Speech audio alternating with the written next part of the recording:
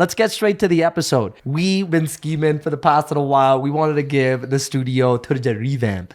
And we've been thinking what we wanted to do. So the boys got together. We seriously had to get rid of the couches. The desi style flower couches.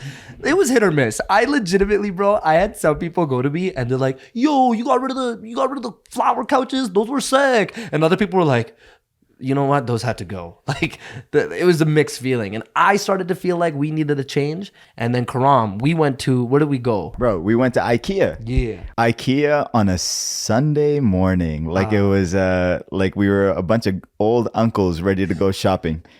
I'm waiting for Kenny at the top of the escalator being like, holy shit. We've come to uncle status where we can now be... all we're missing is the cul-de-sac, bro.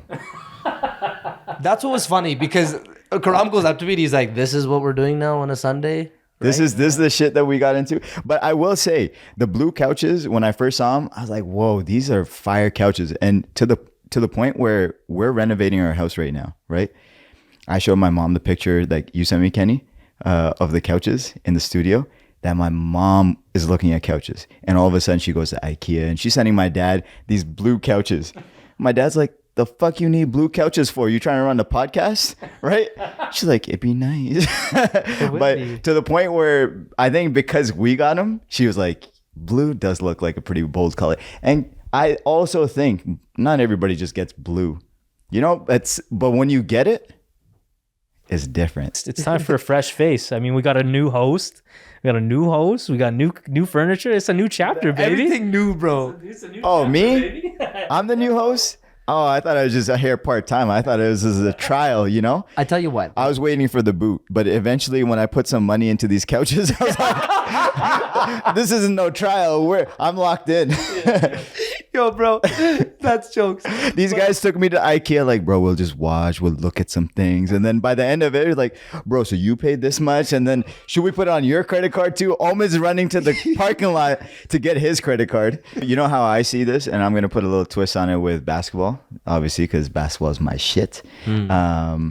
Kobe. It's like before super teams became super teams.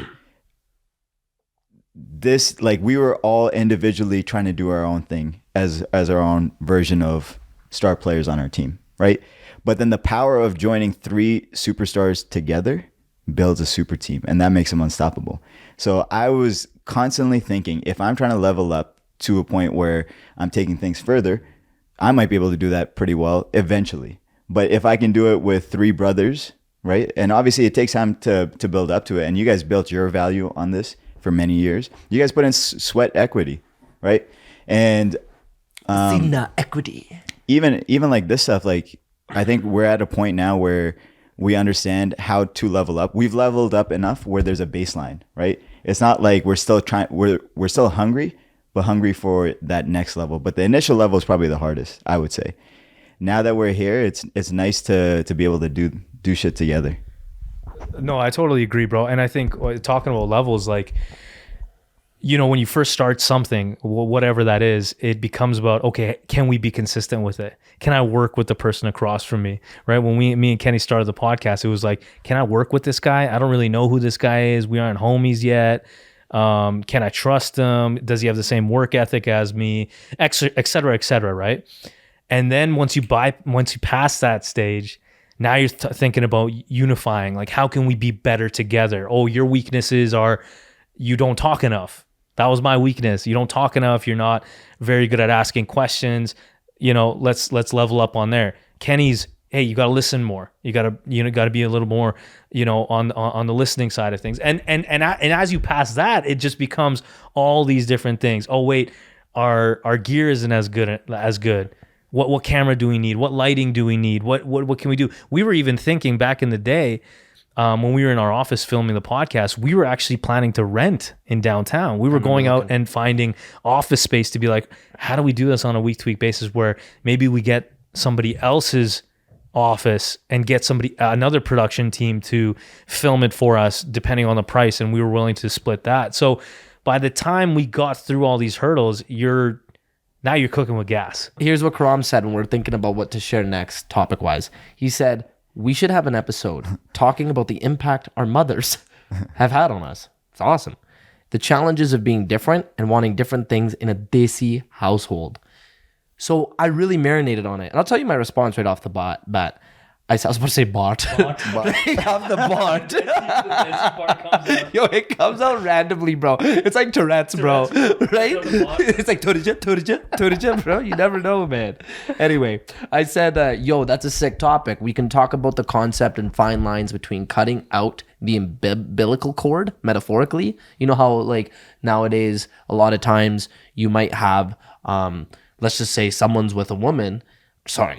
Someone is with you as a desi man, and they're like, yo, now you got to cut the umbilical cord out. You got to be more independent, right? So, like, how do you guys feel about that, right? Getting into that topic. And then what that means for a son and a son's future misses. So this is the way I want to look at it right off the bat, is the balance between still giving your mother the self-respect that she deserves and the love that you gave her all her life, and still making sure that you, and now having another woman you love. Like, these are two women that you love in your life, and not making one or the other feel some type of way, especially with the time, attention that you will still give both. So I just started to look at that balancing act of how that can happen. And I love this topic. I think it's important we address it, because there's a lot of families out there, bro, that either the man is in the middle of both situations. So he's playing middleman. He's stressed, because he's like, I got my wife or my girlfriend saying things in my ear, and then I've got my mom saying things. I'm trying to keep everyone happy. And then you've also got, like, the wife that you're now bringing into your household, who now is forced to look at the home like as, like, it's a house, but it's not a home to her, because it's all based off of how your parents raised you and their values. She just automatically out of nowhere has to customize to it, right? She said, like just, you got to do it automatically. And then now you got the mother, who also is trying to look and see how her son is just is acting differently, perhaps, around the one he's with.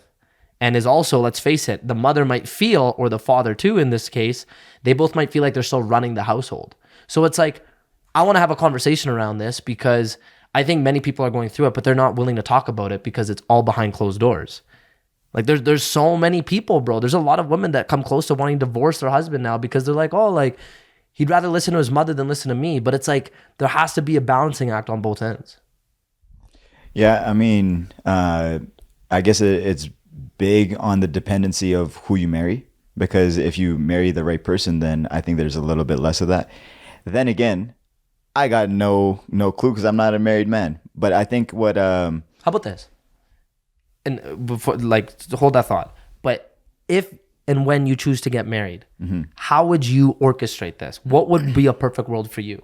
Would you just be like, bro, I ain't even trying to, like, have everyone live under one roof. I'm going to, like, keep things separate. But what's your go-to advice in this situation if you were married? Yeah, I mean, I think privacy is something that we all seek, especially from a younger age, or like independence.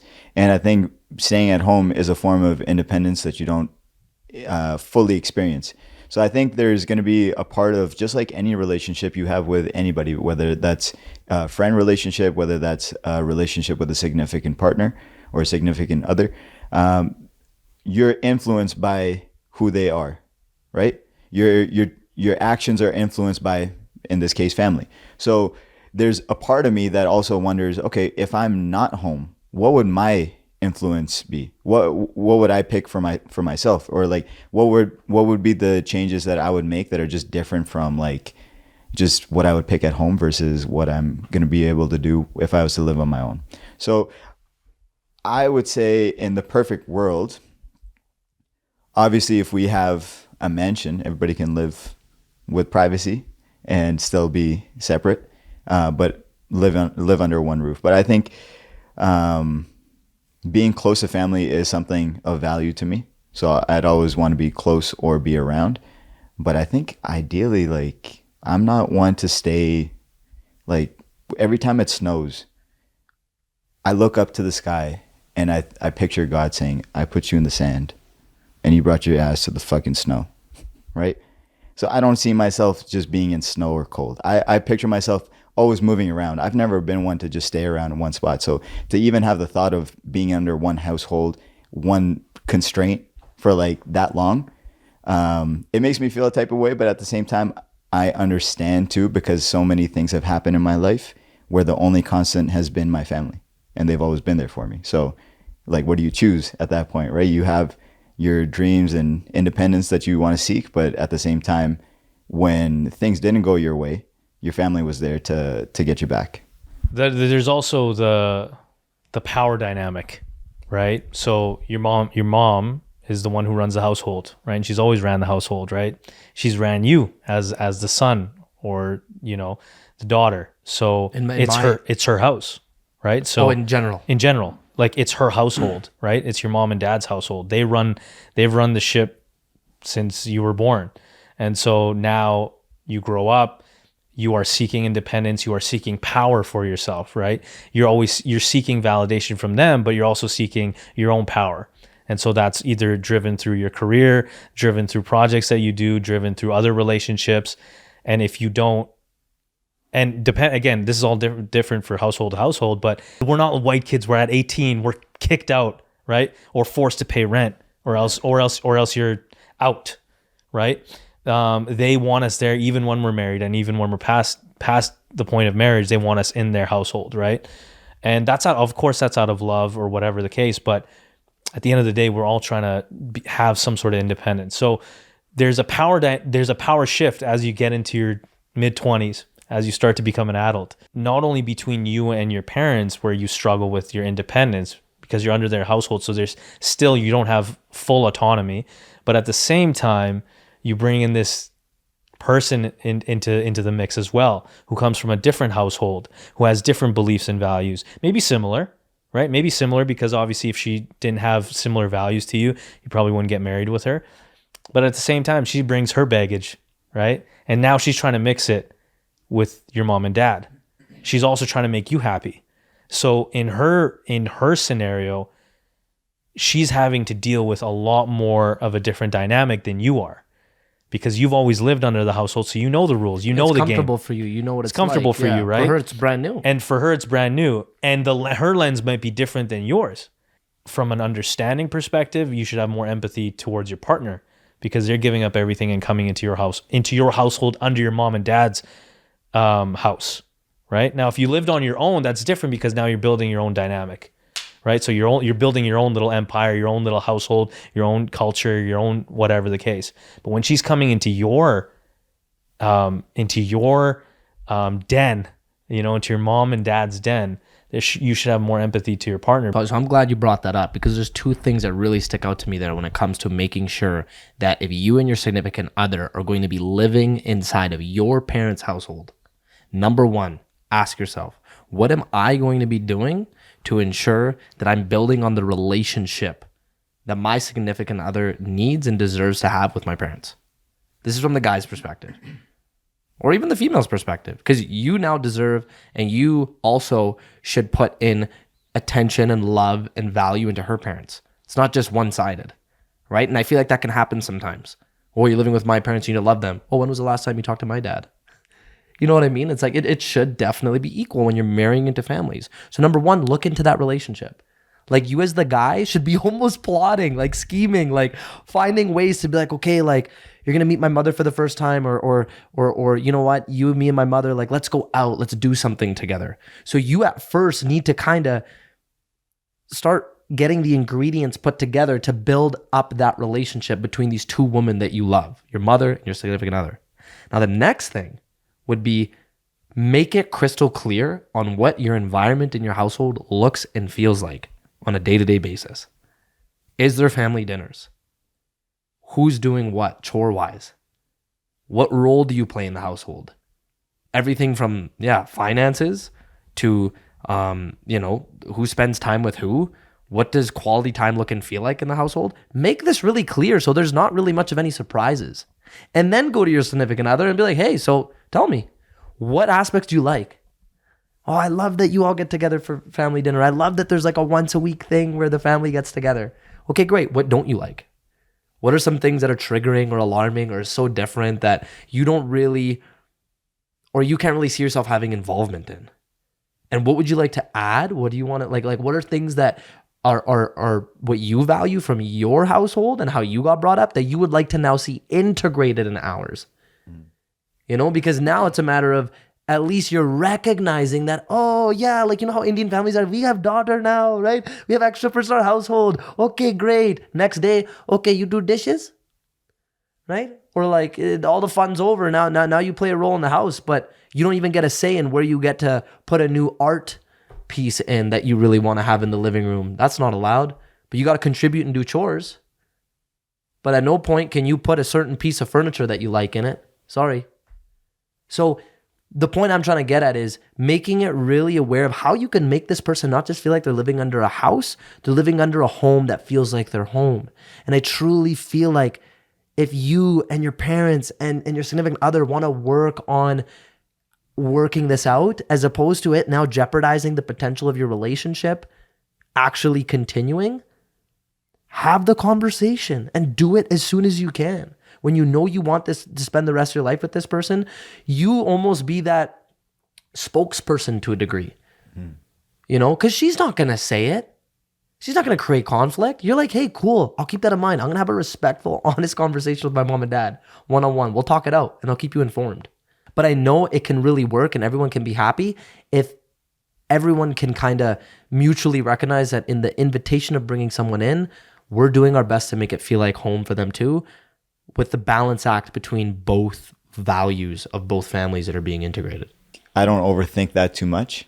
I'm more focused on my relationship with my wife, and I understand like that is a topic that's been brought up in the house, but honestly, like if it was up to me, bro, we should all live in a house together, right? Like I'm going to do full switch and flip the other side of the table. I think another thing significant others should recognize is your wife or your girlfriend should have and deserve quality time with their parents. And I'm just going to pick on her dad for a second. You should not get envious. You should not get jealous about that.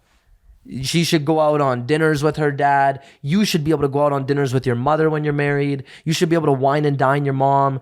You should be able to call your mom and tell her you love her, whether it's in front of her or not. Like, the thing that upsets me, man, is I have some clients at Good Life that literally, bro, they'll talk to me and they'll be like, Kenny, it sucks. I feel like I'm on thin ice with my son. They'll literally feel like I have to be careful with my words in front of my son because he's going to get chewed up by his wife, or she's going to feel like I'm getting too involved in his life.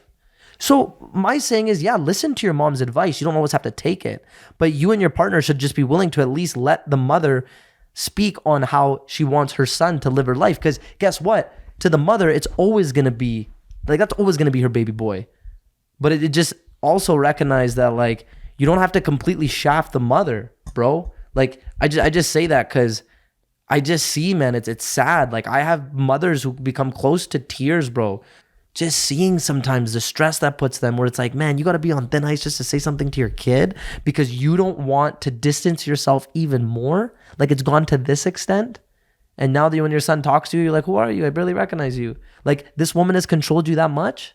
The mother should not be jealous as well of like how much you're showering your girlfriend or your wife and how much time and attention you're giving her, because that's who matters now. I want to ask you a question. So how often do you listen to your mom? Kenny, I need you to do this. Kenny, this is my advice. I need you to do this. Or I think you should do this. How many times do you listen to her My advice? mom rarely does ask. I don't take it all the time. Not going to lie and say I take everything my mom says. And that's a respect factor I have with my mother, where she says, you don't have to take my advice. Because my mom always taught me to this day to just, he's got to learn from his own mistakes. So my point is this, is like, how often do we listen to our parents, even just forget the relationship side of things, when they talk about anything to do with your life?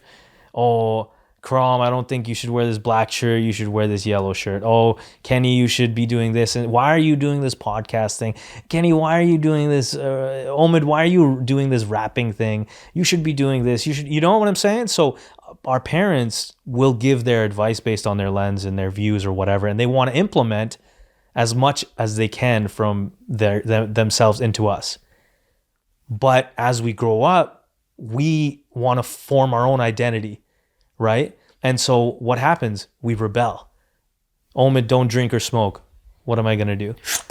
you're going to go and try it because why am I not allowed to do this? Right? Why, Omid, you're not allowed to go have sleepovers, or Kenny, you're not allowed to do, what do you want to do? You want to go out with your friends and do these things. So my point, going back to what you're saying, is you bring the love of your life home, right? This is your budding flower, right? The girl of your dreams. You finally have something that is my Rani, bro. This is right. my Rani. And then your mom says, I don't like what she's wearing. Why is she wearing that necklace? Why is she wearing that? That doesn't look good. Kenny, you should tell her not to wear that necklace anymore around our family. Kenny, why is she wearing that? Why she have her skin? Why is she wearing this tight clothes, Kenny? What would you do?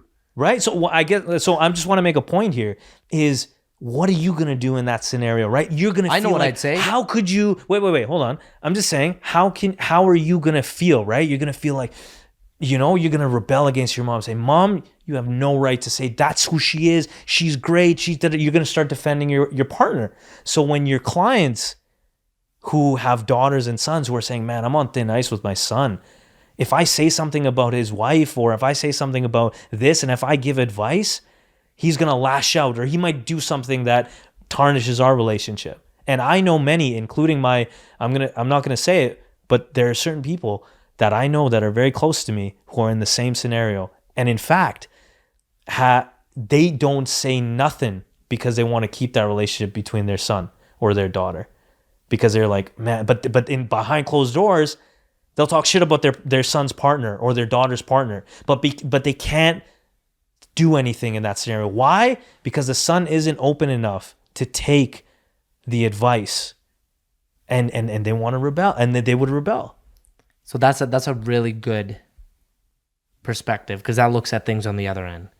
But I'm gonna first tackle what you just said. If I was in that situation and if they were to say that, not that I could ever imagine them doing that on my end, but I would say, listen, with what she's wearing, with who she is, and how she acts, it's the same way she'd act and the same things that she would be wearing in front of her parents, and they've allowed it.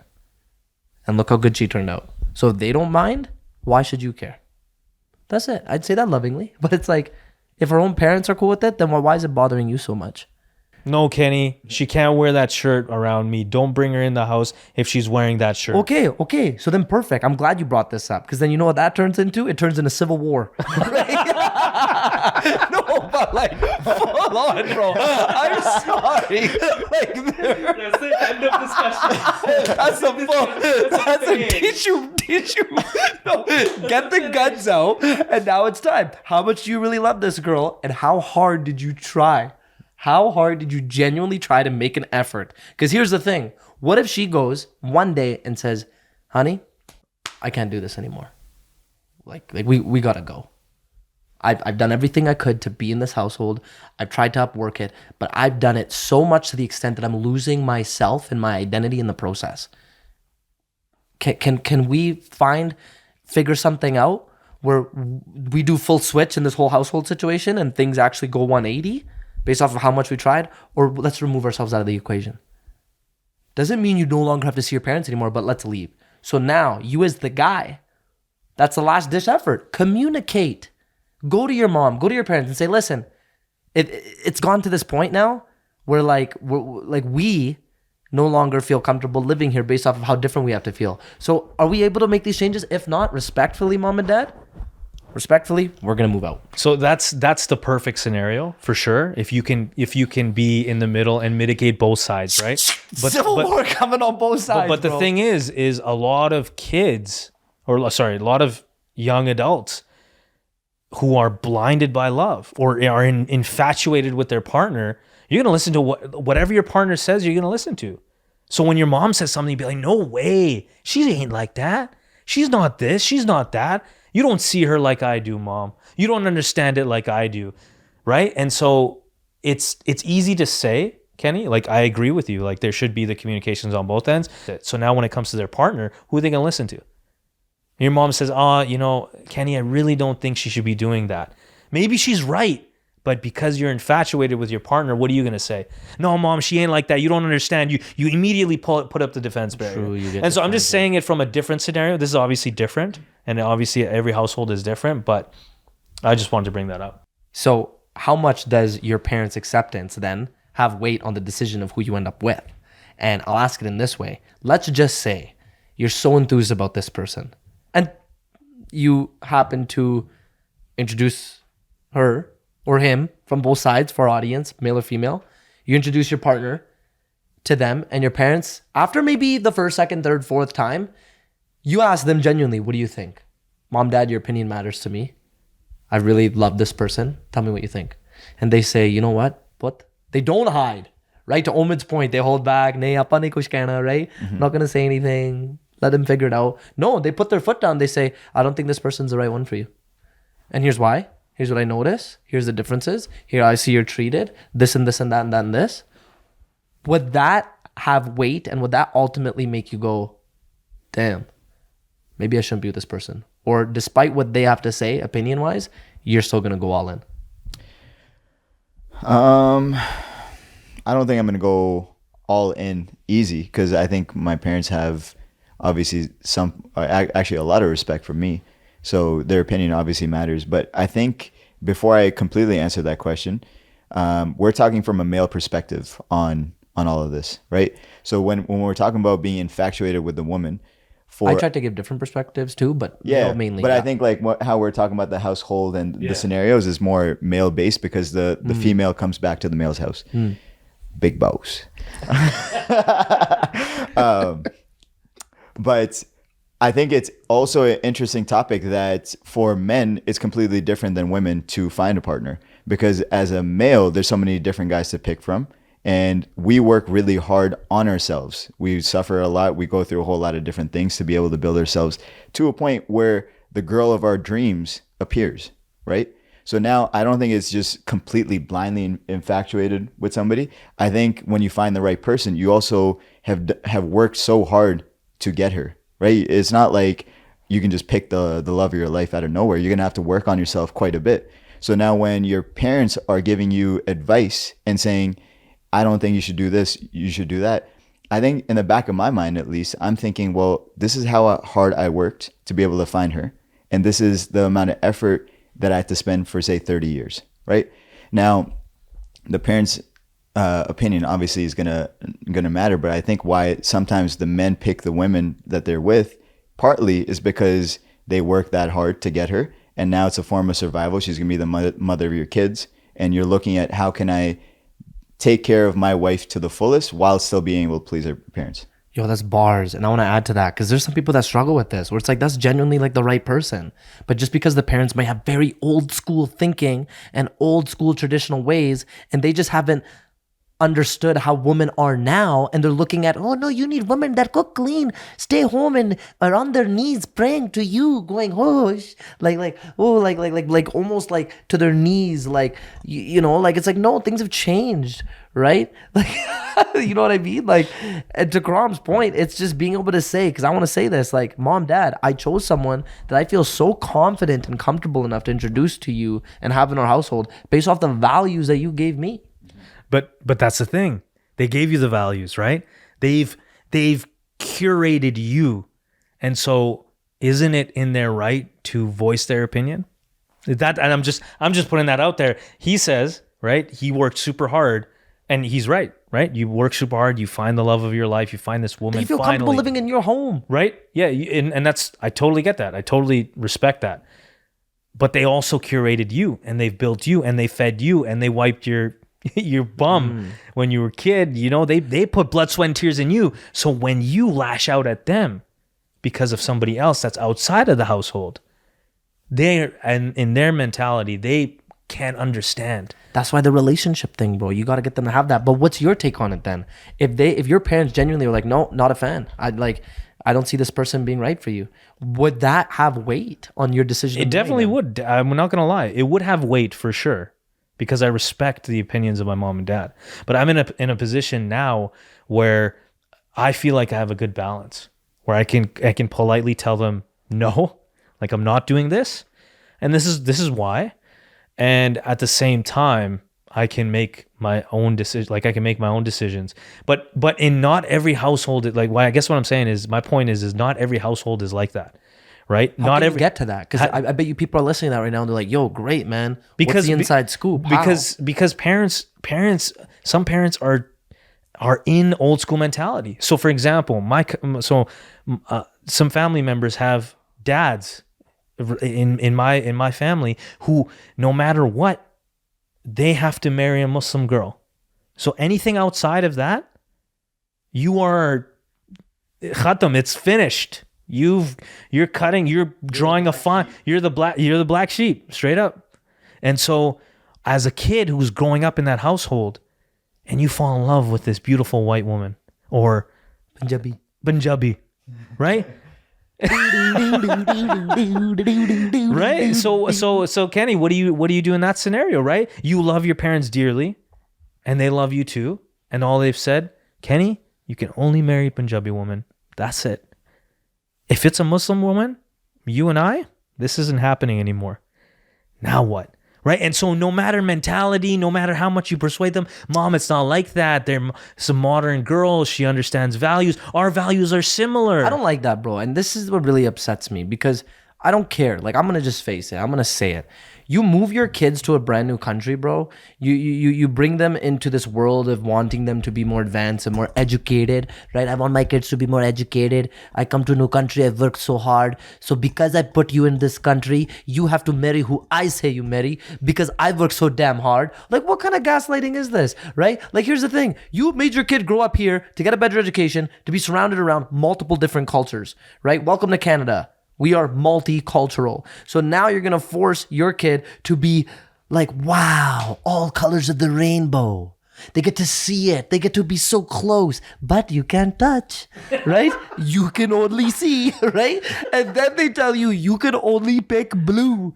And damn it, you see Royji Biv, you see red, orange, yellow, blue. Fuck. Like, what do you do? Yo, that's facts.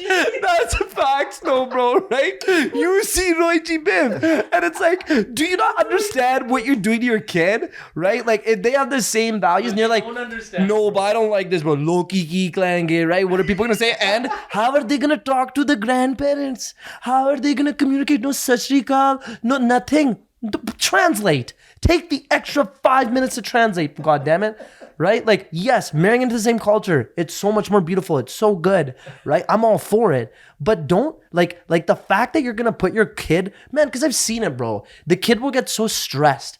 It will, like, stress the kid out to the point where he's hiding his relationship. He doesn't even know if he should marry this person and vice versa, right? It's like, man, let them marry who they want to marry. What's it to you? You're going to be dead in 50 years. Like, I'm sorry, bro. Mic drop. That's the extreme side, huh? Oh, bro, full Civil War, bro. Plain raw Civil War, bro. You're on here, bro. You're on the... I'm weighing it all sides, though, man. I would never tell my kid, only marry Punjabi, right? Like, sure, I would love that. I would prefer it. But if my kid fell in love with a completely different ethnicity, then what does that say about me? Then I'm a hypocrite, right? I'm Punjabi or I'm another culture and saying people don't respect us, people treat us like shit, but you could never marry someone outside our culture, bloody idiot. Right? Like Royji Biv, bro. No, okay, yeah, go ahead. No, go.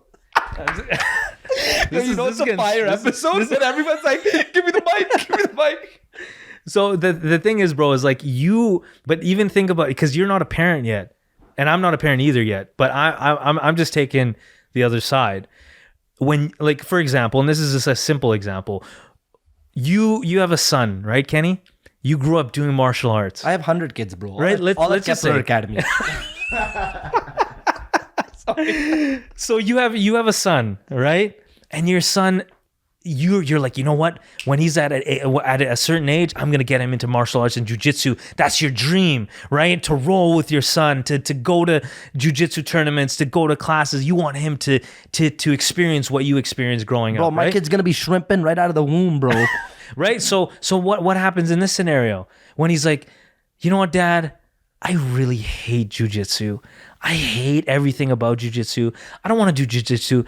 I want to go do painting and drawing. I don't like anything sports related, right? In your head, as a father, you've always wanted your kid to take on certain things that you've wanted because you grew up in that. I want my kids to play ball. I want my brothers and sisters to love basketball just as much as me. But guess what? They don't like it like that. And no matter how much I want to implement and force that on them, they're not going to like it the way I like it. And so same with your parents. Your parents have certain ideas and values that they're like, oh, my son, you know what? I want my son to be a doctor and this and that and do this and get into this school. And why? They're wanting those dreams that they had for in their eyes for their kids. That's and I'm not selfish. saying that it's right for them to say, no, you can't marry certain people. I'm just saying that from their lens, this is how they envisioned their family and their kids and their daughters.